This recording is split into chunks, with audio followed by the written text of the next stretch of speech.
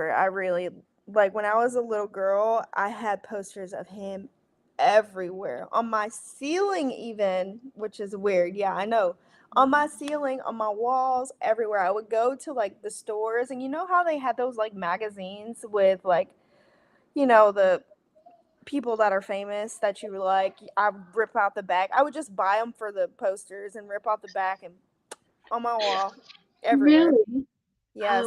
So I was not a poster girly, so I really, really, really liked Justin Bieber when I was a kid. I mean, I still like him, but he's different now. The album yeah. that he dropped is different. I do like it because I like all kinds of music except for like hard heavy metal rock because it gives me anxiety. But other than that, I like all kinds of music. So it's just different. He's got a couple of good songs on that new album that I Okay. listen to, but I might have to take a listen. I haven't. I did see that he did drop something new, and people are talking about it because it's yeah, different than what his normal stuff is. So, it is, like, it gave me a lot of, like, Michael Jackson vibes, the first song in the album. I was like, "Michael Jackson?" I mean, because he was like, and then, like, I'm like, "Okay, that's Michael so Jackson." funny. But, Oh like, man. yeah, it reminded me of Michael Jackson, and then he had one that kinda gave me, like, vibes of what he used to do, a song called "Go Baby." Can we check and see if, we're live? Let me see. Let Yeah, me see I if I'm am. it's one of his songs. Yep, I'm live. One of his songs called "Go Baby." I really liked it, but like other ones are just like gonna take some getting used to. So, um, what is our topic today? Spill the tea on the pre-approval. Yes.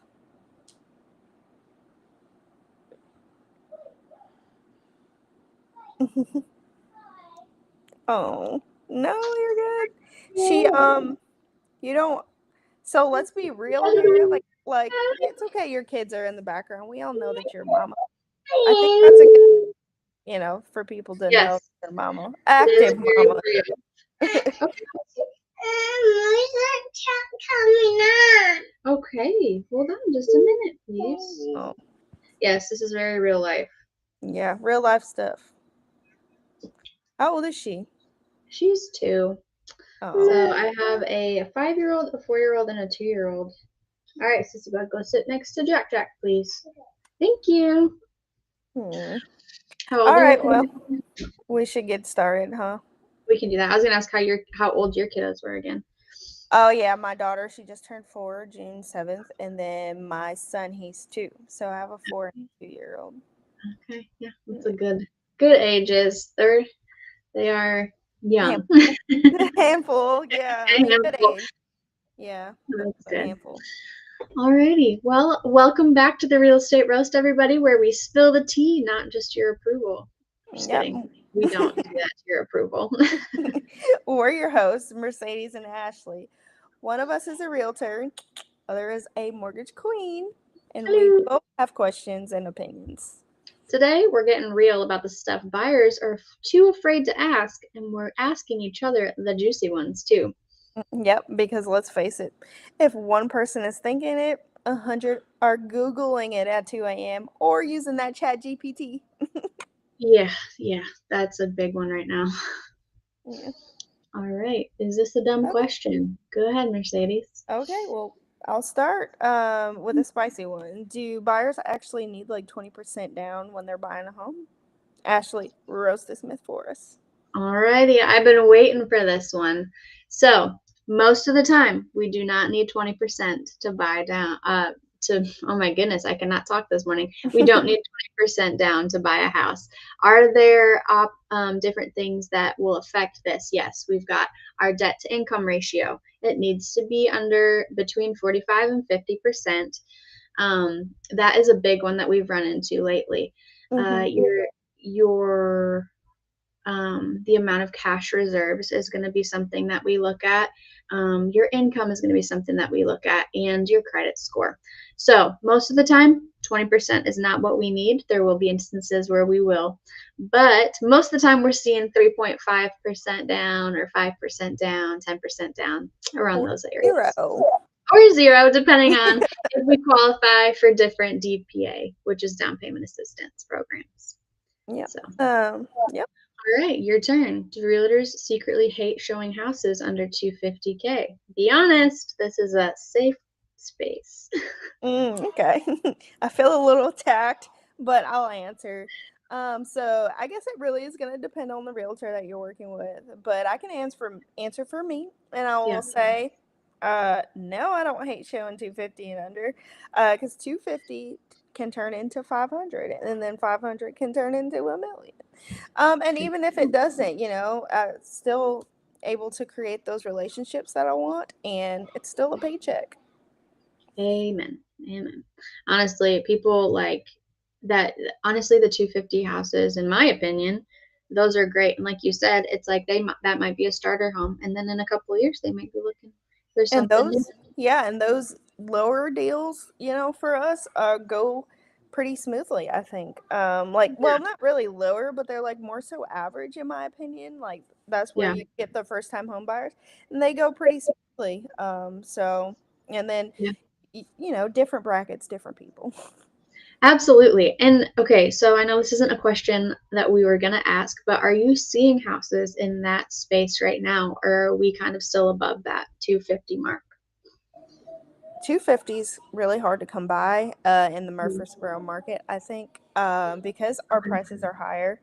But there are, like, I work the Manchester. I am very familiar with like Manchester, Southern Middle Tennessee, so like Deckard and Winchester and Franklin County. I think, yeah, you can come across that. I've seen a couple of new builds right now that are like two, okay, a little higher, like A little two higher. eighty, but they're Okay. new builds. So I mean, like yeah, so yeah, Murfreesboro, but other areas, yeah. I Sure. think mostly in Murfreesboro, you're gonna be paying like 420 at least. I mean, just not off of stats or anything, just of what I've seen. So Yeah, I'm definitely thinking outside the box there on maybe some of those lower priced houses. All right, we're gonna go quick. 5 second answers. You ready? sure. All right. Is Zillow ever right? No. Do you really need an inspection? Yes, absolutely. Can I Can I use my? Oh, go ahead. can I can I use my credit card for the down payment? Uh, I get no, you can't. No, I had to think about that. No, you cannot. And then should I buy now or wait for rates to drop? Now, buy now. Hmm.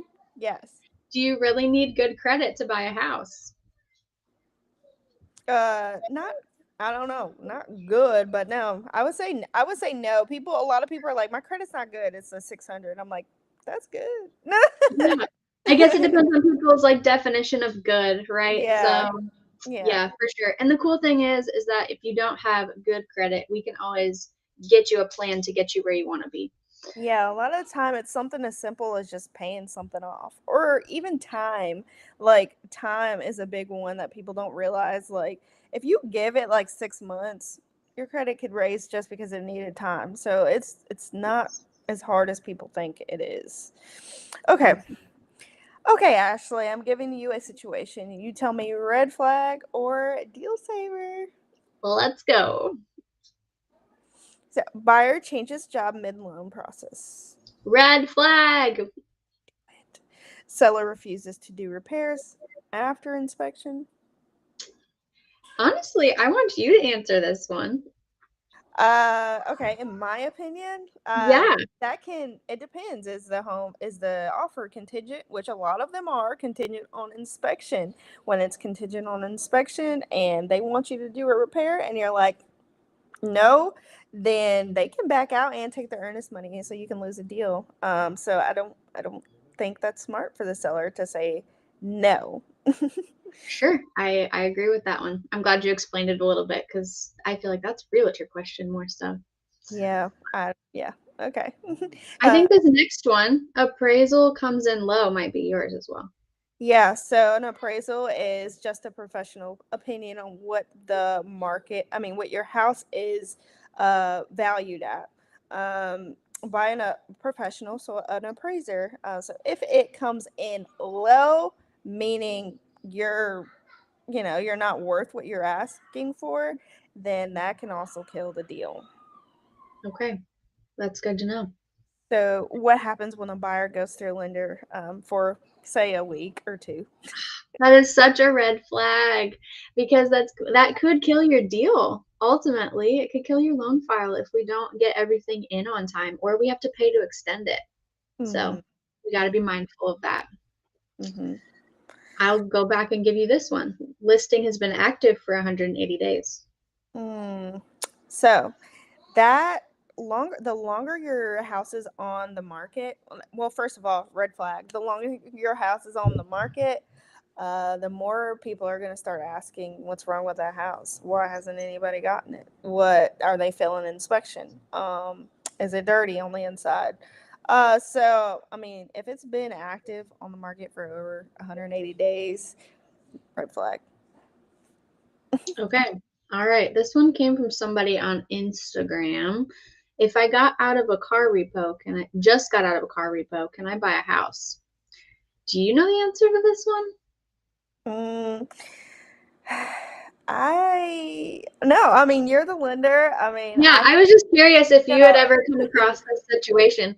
I think that if you just got out of a car repo, I would assume your credit has tanked. Mm-hmm. So we could always run the numbers and see where you're at and come up with a plan if it's not where you want to be. So it's going to be a case by case situation. If you had like an 800 credit score and you just went through a car repo, Yeah, I think you might be okay, but it's always best to just check with mm, your lender. no. I mean, wouldn't it be similar to like a late payment, or a what do you call it when you don't pay a credit card that you owe and your account goes?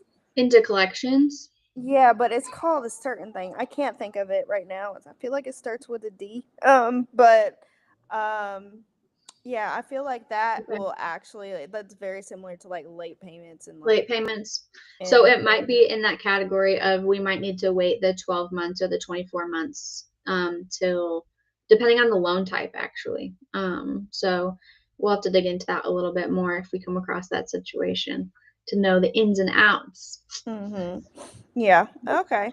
Well, and then someone asked me this: can I make an offer on a house before selling mine? So that depends on you. That is something that you should probably talk to your mortgage lender about because they're looking at your background and they know you and your finances, so they're going to be able to tell you like what they suggest. Um, in my opinion, I've seen a lot of people make the offer contingent on selling their Mhm. home. So yeah, it just depends on you. I can't really answer that. Yeah, no, I can actually answer this. So we had a sales meeting this week, and we actually recently came out with a product that's buy before you sell. So we have a couple of different options. We have about 3 different options that we can look into to see what best would fit your situation to get you to where you need to be. So that's a cool thing to look into. It's a cool product. So Right, is it like working with investors or something? So one of the options is to put a HELOC on your existing home to be able to pay, and then you just pay it off immediately after you sell. So it's not, you can get that money pretty quickly. I think it's like 5 to 7 days. Get access to that money and then pay your down payment, and then once your home sells, then just pay the rest of it off with that. Okay, I have a lot of first-time home buyers on my page, and they actually watch it. I get messages saying all the time, "Thank you for your video. You know, we've learned a lot from you and Ashley." So Okay. when you say HELOC, that stands for Home Equity Line of Credit, right? Yes, ma'am. Yep. And you can take a HELOC out at any time, correct? Or is Mhm. that okay? Yeah, as long as your credit's in a good place, as long as yeah, there's numbers that have to be involved, but yeah, yep, Okay, there is. cool, cool. So yeah, I just wanted to like mention what a HELOC actually means. So when you That's own fair. a home, yeah, you can take out a home equity line of credit. Home equity Yeah. line of credit, HELOC. Yes. Yeah. Yes, ma'am. Alrighty. Do we have anything else before we wrap it up today? Not off the top of my head. Hopefully we can start getting an active like crowd of people because I know people are wondering and having questions and they're scared and they might think that if they comment we're gonna like bombard them, knocking at their door, texting them every day. Yeah. That won't be the case. But if you guys do have any questions, we would love, to answer them. Absolutely. I just took a class this last week on how to do webinars, so stay tuned for that because I think that'll be a good thing to move forward. And we'll talk about it behind the scenes so that we can maybe do one together. That'd be fun. And that's a way to get interactive people and get people to show up. So I Right. see we have 2 people on right now. If you have any questions, just put it in the chat box and we'll get those questions answered. Other Yeah. comment.